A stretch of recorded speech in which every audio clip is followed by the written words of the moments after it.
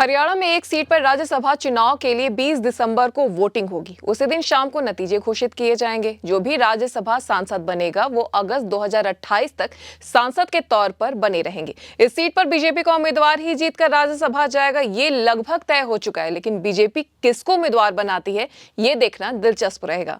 BJP किस पर और किन सियासी समीकरणों को साधने की कोशिश करेगी? क्या विधानसभा चुनाव में अहम भूमिका निभाने वाले नेता को राज्यसभा भेजेगी?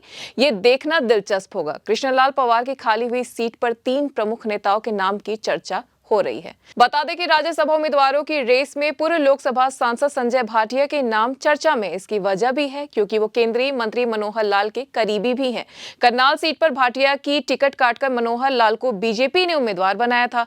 विधानसभा चुनाव में भी संजय भाटिया ने अहम भूमिका निभाई थी। संजय भाटिया पंजाबी समाज से आते हैं। पंजाबी समाज का बीजेपी की हरियाणा विधानसभा चुनाव में बीजेपी की जीत में अहम योगदान दिया। पार्टी के 8 पंजाबी नेता विधानसभा चुनाव में जीत दर्ज करने में कामयाब रहे। इससे संजय भाटिया की उम्मीदवारी मजबूत होती दिखाई दी है। खबर यह भी है कि संजय भाटिया ही नहीं, पार्टी हरियाणा बीजेपी अध्यक्ष मोहन लाल बड़ौली को भी राज्यसभा भेज सकती है। मोहन लाल बड़ौली ने विधानसभा चुनाव में पूरे प्रदेश में प्रचार करने के लिए राई सीट से चुनाव लड़ने से इनकार किया। उनका ये निर्णय सही भी साबित हुआ है। पार्टी जहां विधानसभा चुनाव जीती, वहीं राई सीट पर भी बीजेपी की जीत हुई।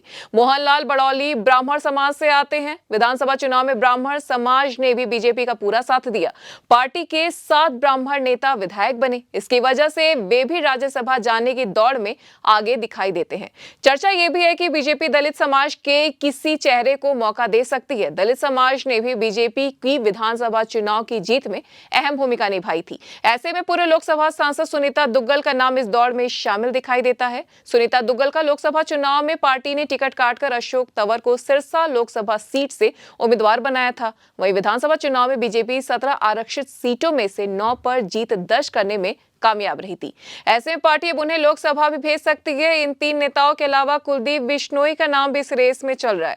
बीजेपी राज्यसभा उम्मीदवारों में कुलदीप बिश्नोई का नाम भी सामने आ रहा है। 27 नवंबर 2024 को कुलदीप बिश्नोई ने दिल्ली में केंद्रीय गृह मंत्री अमित शाह से मुलाकात की थी, जिसके बाद उन्होंने सोशल मीडिया पर लिखा था कि महाराष्ट्र में प्रचंड जीत की बधाई, उनसे आशीर्वाद लिया और लंबी राजनीतिक चर्चा की। मुझे इतना लंबा समय देने, मेरी बातों को इतने ध्यान से सुनने और इतना स्नेह देने के लिए मेरे नेता अमित शाह का दिल की गहराइयों से आभार। इस मुलाकात के बाद चर्चा तेज हो गई कि बीजेपी कुलदीप बिश्नोई को राज्यसभा भेज सकती है।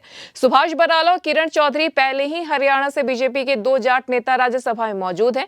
ऐसे में किसी जाट नेता ने इस सीट पर राज्यसभा जाने की उम्मीद कम दिखाई दी है। अगर ब्राह्मण समाज की बात की जाए तो कार्तिकेय शर्मा हरियाणा बीजेपी से राज्यसभा सांसद है। हालांकि अभी पंजाबी समाज से कोई भी राज्यसभा सांसद नहीं है। ऐसे में पंजाबी समाज की सीट पर दावेदारी मजबूत दिखाई देती है। वहीं पार्टी दलित नेता की खाली हुई सीट पर किसी दलित को भी मैदान में उतार सकती है। N1 लाइव की खास खबर।